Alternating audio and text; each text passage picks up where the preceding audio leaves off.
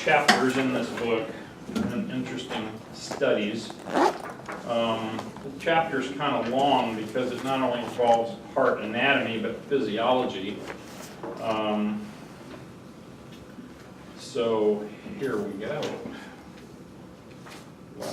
Laptop.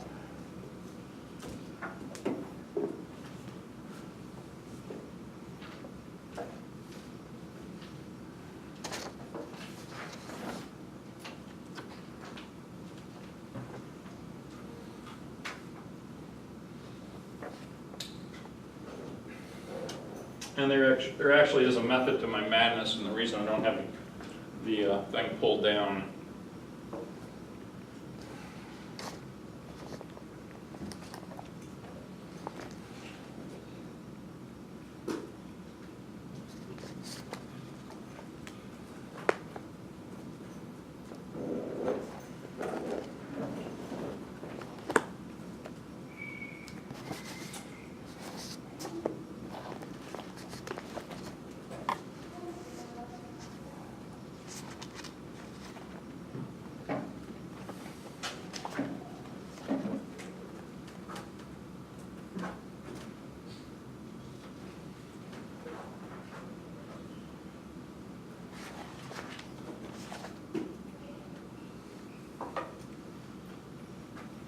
Okay.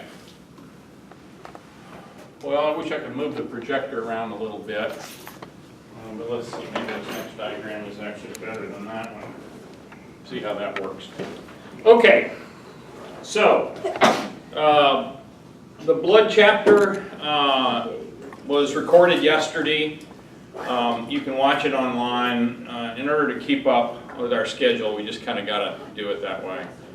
I apologize for the bomb scare, and what a silly thing. Some stupid student who probably had a test yesterday, or Monday, called in a bomb scare to cancel his test. I have no idea. I'm just saying that. I used to work in a middle school, and that crap happened all the time. We had bomb scares. People would write a little note and leave it in the bathroom saying there's a bomb in the school.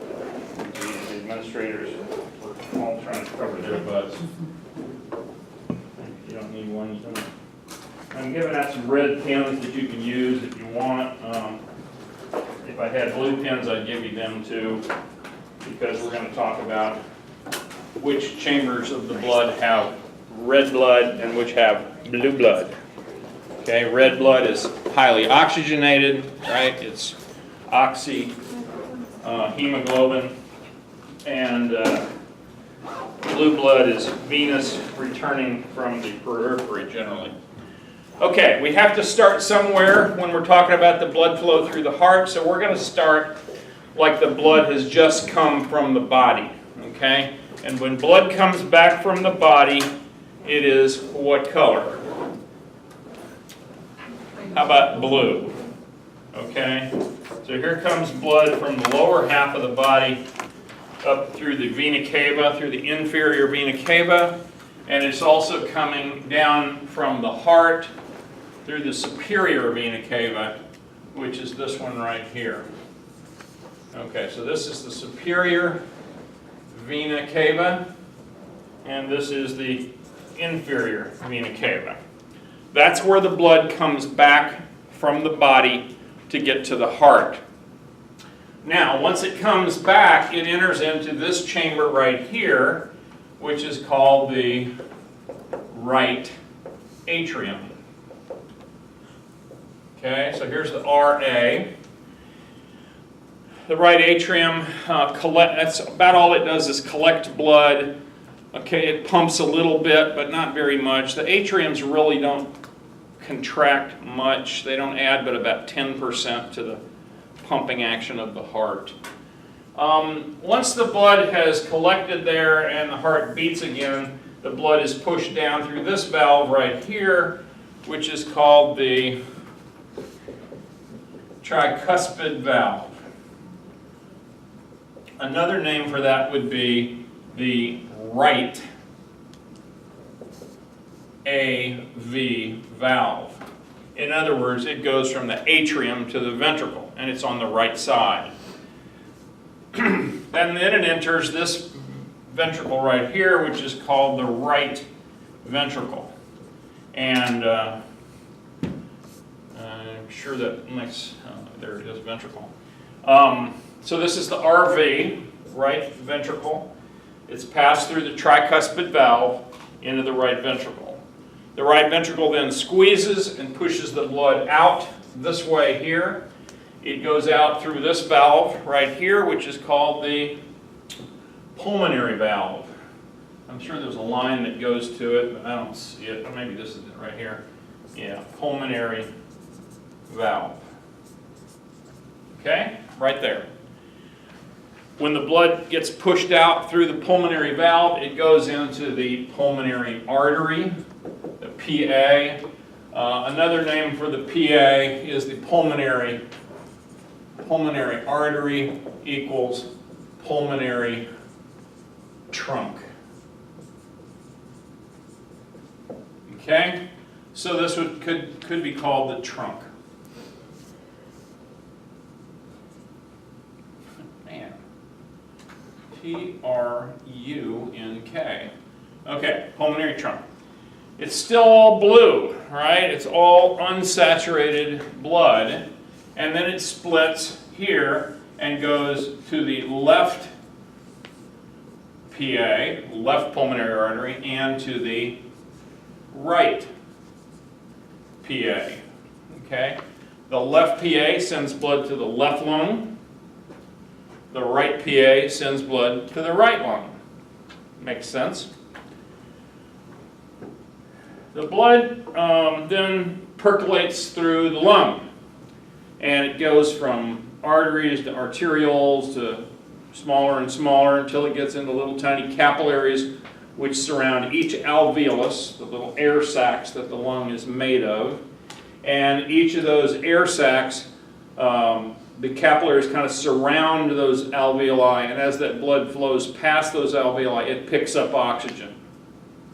As it picks up oxygen, it changes colors. It becomes red.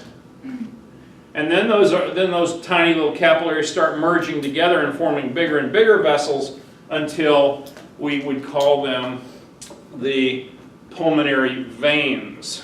Okay? And the pulmonary veins are located here.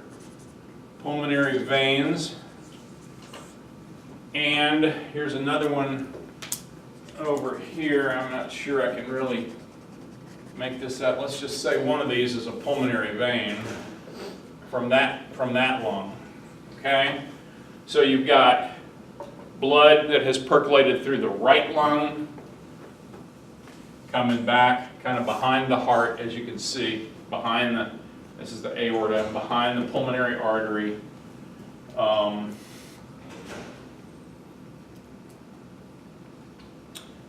Going into this chamber of the heart here called the left atrium. Okay? Once the blood, and once again, the atrium just sort of serves as a collecting place where the blood collects in there. And then the valve opens, and it starts going through this valve right here, and we're going to call that valve we could call it the left AV valve, right? Because it's connecting the left atrium to the left ventricle. Or we can call it by its more common name, which is the mitral valve.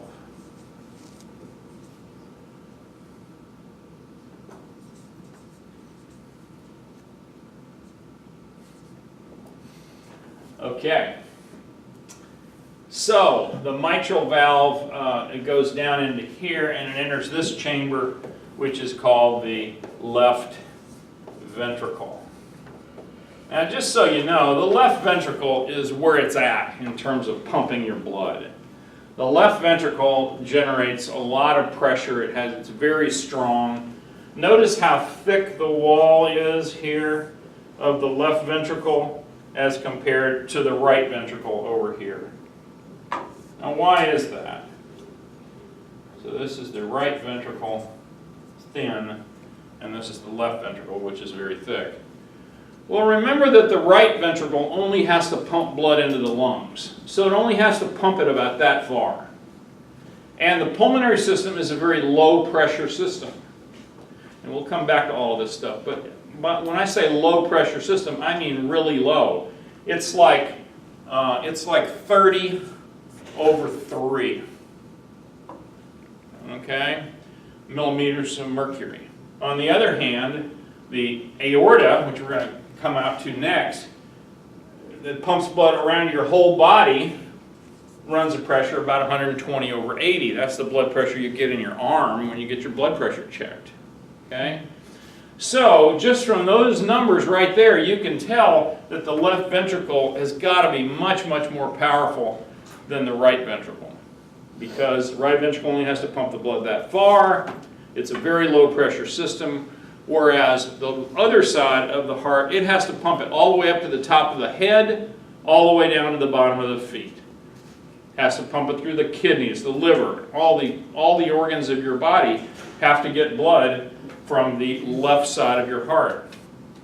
So the left ventricle then squeezes and it comes out, it goes through this last valve, the last of the 4 valves, and this is called the aortic valve. Okay? Now, there's a diagram back there you want to pick up. Sir, there you go. So that's the last valve. Once it goes out, the blood flows out. When the heart pumps, the compression of the heart makes the valve fly open. The blood flies out into the aorta, which is this big organ right here. And then when it's pumped, when it's emptied, the valves snap back shut. Okay? So this is the aorta.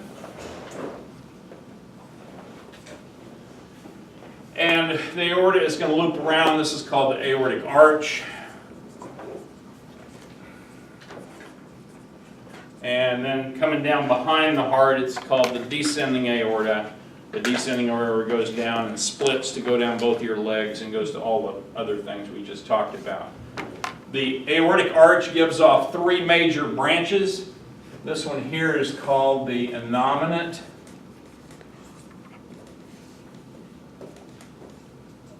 It's also called the brachiocephalic. Oops, I'm writing on the wall. Oh, Probably not good. All right, so I guess you can finish it anyway. You yeah. can So start. there's the innominate. Grab a diagram back there. The first one is called the innominate, or the right brachiocephalic. The second one is called the left common carotid, and then the third one is called the right brachial artery, subclavian artery. Okay?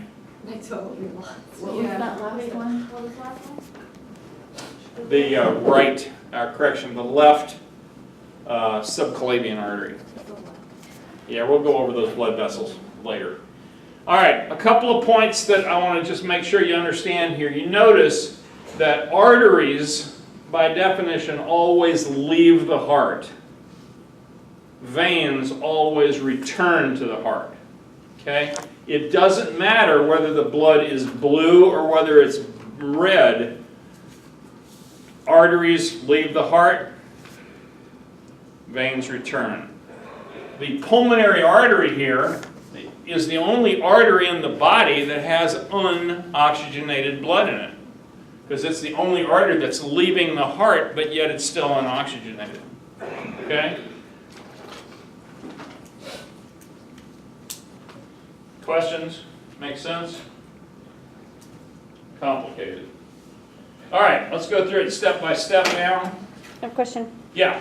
What's that bottom line? Where there's a little line that you didn't put a label on. Oh, this one here? This is called the interventricular septum, which is a line, a wall of muscle that goes between the 2 ventricles, between the left ventricle over here and the right ventricle over here, the interventricular septum.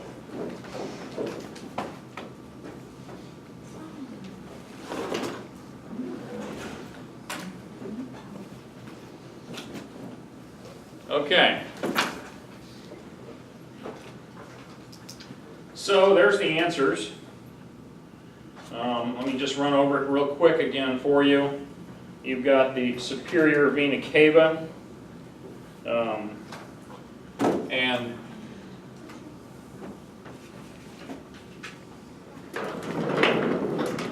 this is magic. I just erased the board. And I erased the wall too. That's really All right, so you got blood coming back through the superior vena cava and through the inferior vena cava. It comes into the right atrium. It goes down through the tricuspid valve, another name for the tricuspid valve, the right AV valve. From there, it goes out through the pulmonary artery or pulmonary trunk. It goes through the pulmonary valve to do that. This is the pulmonary valve right here. It splits into the right pulmonary artery on this side, the left pulmonary artery on that side. The right pulmonary artery goes to the right lung. The left pulmonary artery goes to the left lung. Then it all percolates through the lung, gets oxygenated, and comes back through the pulmonary veins. There's actually 4 pulmonary veins coming back from the lungs, basically. One, the other one's on the back there. There's 2 that come over here from the other side as well. Once it collects in the left atrium, it goes down through the mitral valve. Another name for the mitral valve is the left AV valve. It goes into the left ventricle, which is this one here. It's very thick-walled, very powerful. This is your left ventricle. It squeezes down, pushes blood out through this valve here called the aortic valve. They call them semilunar valves sometimes too. We'll talk about that when we go through this in just a minute, why they're called that as well. It's their shape. It goes out into the aorta. The aorta then makes a loop and goes down to the body. Also sends these 3 big branches up to the head and arms.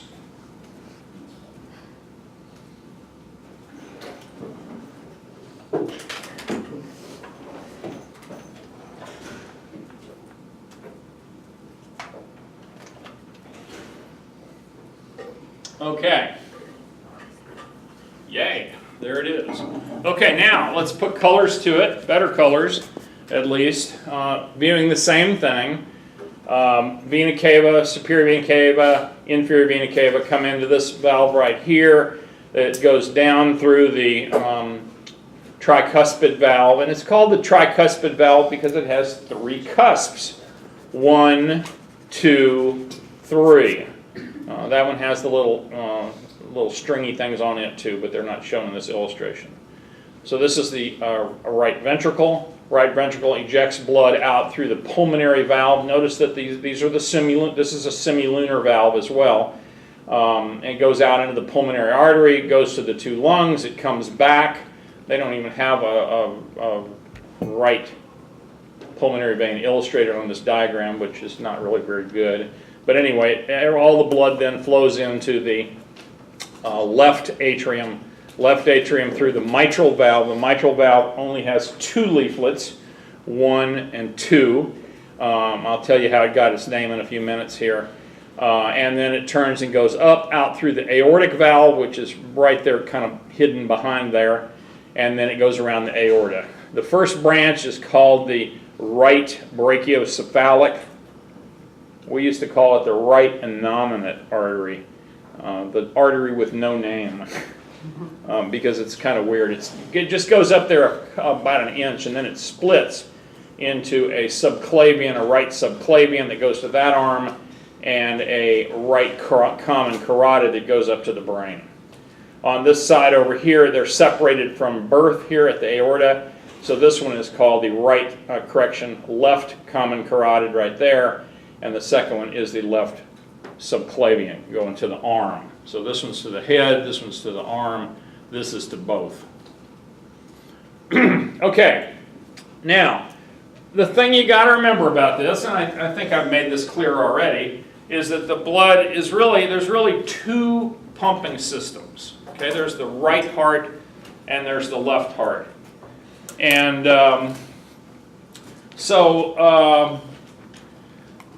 the blood comes back to the heart, it pumps it out to the lungs through here and through here. That's the right side of the heart doing that job. Then it comes back into the left side over here, and the left side pumps it out through the red vessels here, and it goes to the head, goes to the body, and then it all comes back through the vena cava. The blood makes this circuit, this entire circuit, about every 90 seconds. Okay? Your circ time, we call it, the circulation time, is about 90 seconds to get all the way around your body and go through both circuits. So it's moving on pretty good.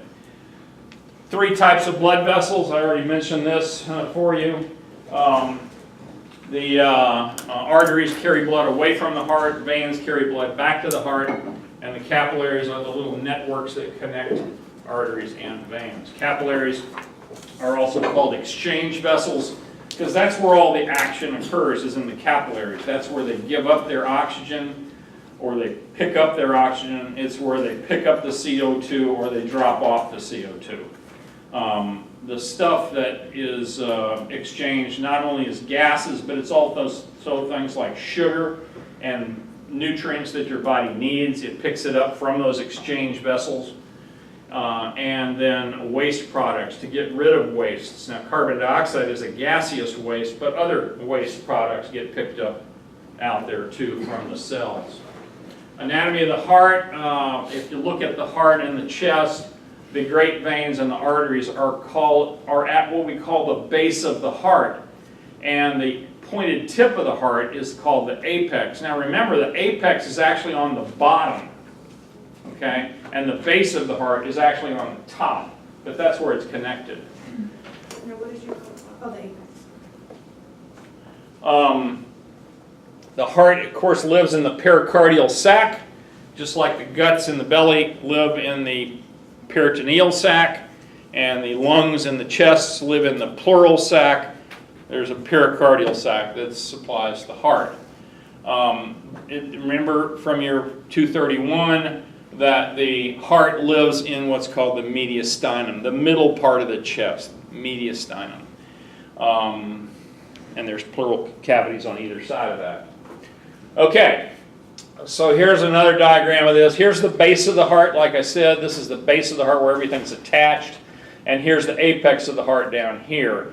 And when the heart beats, it sort of beats like this. It kind of goes...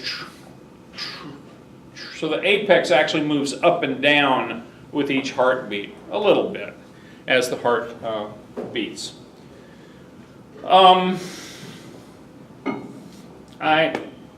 Obviously the diaphragm is down here on the bottom. The diaphragm, the pericardium actually touches the diaphragm, which is one of the reasons why people with a heart attack will oftentimes get pain in the top of their shoulder, because that's referred pain from the diaphragm. Remember how the pericardium formed, just like the peritoneal cavity formed. The organs kind of grow down into this sac, and so then once that happens, if this is the heart here instead of a hand, this becomes the visceral pericardium, and the outside wall here becomes the parietal pericardium, same as the other two before. So the pericardium, pericardial is a double lining. The parietal layer is the outer layer. Visceral layer is really just the outer surface of the heart itself. There's not really a special layer on top, but it's the part that's on the viscera, the heart itself. Pericardial sac usually doesn't have hardly any fluid in it, maybe 5 cc's or less. It's just enough to kind of make everything slickery so that it can slide over each other as it moves, because it's moving all the time, and I doubt any one of you in here is feeling it scraping. If it does, that does occur in a disease called pericarditis, when the pericardium becomes inflamed, and then you can get pain with each heartbeat like that. It's pretty unusual, but it does occur. Another nice slide through the heart. I think I've gone over that one already. This is kind of a nice picture here that you should really understand this picture, I think, because it contains all the anatomy of the chest, really. And so let's talk about a few things here. What's this black space right here? Somebody speak up, louder than a whisper. Is that a plural cavity? Pleural cavity, that's right. There's a right pleural cavity here, there's a left pleural cavity here, and the heart and the lungs fit out into the pleural cavity. So what's this little black space right here? That's the pericardial cavity that surrounds the heart itself. Coming out of the top of the heart, you have the pulmonary artery right here with purple blood in it going to the right lung and the left lung. You have the aorta that comes out here. It makes an arch, actually reconnects to this vessel right here, so there's a piece of it missing right there. Here's the trachea, the main breathing tube comes down and splits off to the right and left lung. What's this little thing right here? Huh? It is intestine. Huh? It's called the esophagus. Okay, the esophagus, which carries blood from your mouth down to your stomach. Obviously, vertebrae back here.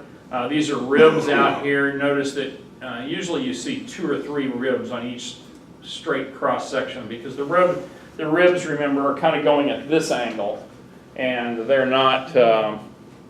And so you slice through several of them. Okay, I think we've been over that because I just happen to know all that stuff.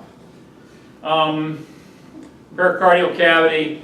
The edge of the pericardium out here, the parietal pericardium, the outside layer, is pretty tough. In fact, at surgery, when we would make an incision here down through the pericardium and open it up so we could look right at the heart, you'd put a series of stitches in the pericardium and sew it up to the ribs up here in front. So you made a nice little cavity there to collect any blood that you might lose. Then you could just suck the blood back into the heart-lung machine and the patient wouldn't really lose it. But know that the parietal pericardium is kind of thick. It's got a fair amount of fibrous tissue in the sac. The inner layer, of course, is mesothelium, which is a squamous, simple squamous. Let's talk about looking at the outside of the heart, and we're going to give you each group of you a heart that you need to take and cut open and look at and be able to identify all the structures on the heart.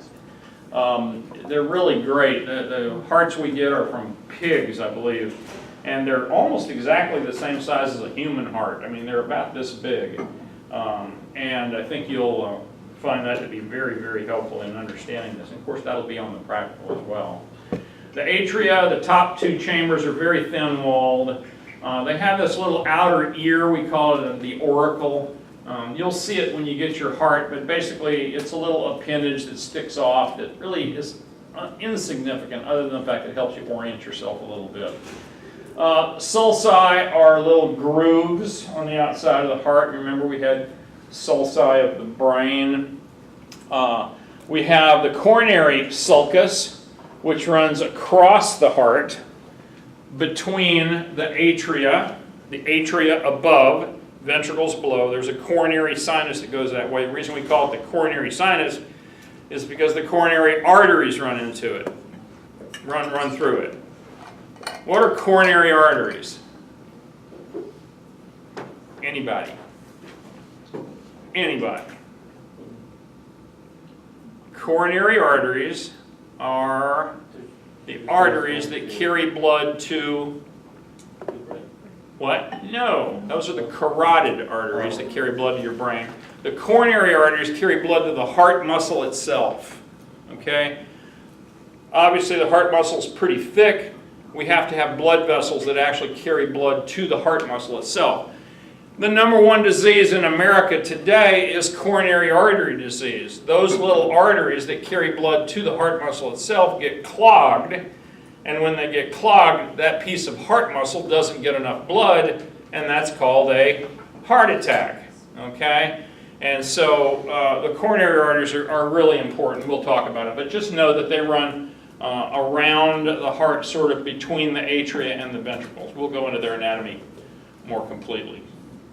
Then coming down the front of the heart, there's what's called an interventricular. In other words, it's between the two ventricles, between the right one and the left one.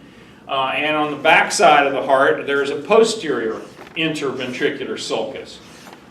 These two sulci, not only do they separate the right and the left ventricles, but they also contain blood vessels that go to cardiac muscle. Some of the coronary artery branches go through them as well. Here's kind of what it looks like from the outside. Here's the right ventricle, which is the really smaller, weaker one, right? But it's on the front of the heart. The left ventricle, which is the thicker, more powerful one, is more on the back of the heart. But you do see it out here at the apex of the heart right there. So this is the AV sulcus going across here. These are the anterior. This is the anterior interventricular sulcus right here. This is the coronary sulcus going around, and it goes around the back on the other side too. So that's where these are major coronary arteries that you see illustrated there. There's always fat on the outside of the heart too. You remember the old, what was this thing here called? Used to be a blood vessel during fetal life. It was called the ductus arteriosus. Remember that? It was a connection between the pulmonary artery and the aorta, which allowed blood to escape out of the pulmonary artery and get straight into the aorta and bypass the lungs. Because remember, in fetal life, when you're not breathing as a fetus, the lungs are full of fluid. The baby's not laying in there breathing, right? And the lungs are completely full of water. So the pressure in the pulmonary artery is pretty high, and so it does this escape thing. That thing closes off at birth and becomes just a ligament called the ligamentum arteriosum. We'll go over that before we're all done with this. So here's the right auricle. Here's that little ear-like thing that I mentioned. It's right here. The little ear-like part of the left atrium is right over here.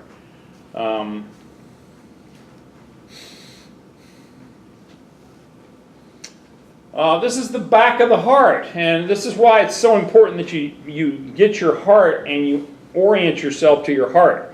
Because I'm not going to lay them out on the test and lay them all front, side, front, right? I mean, they're going to be laying in different directions, and you need to kind of be able to make those flips in your own mind. But here's the back of the heart, and you notice we didn't even see any bit. All we saw was this little tiny corner of the left atrium from the front. But it's huge on the back. And, you know, I've told you that in the diagrams they didn't show all of the pulmonary veins, but here's all four of them right here. These two are coming from the right lung, which lives over here, backwards, right? And these two come from the left lung over here. So there's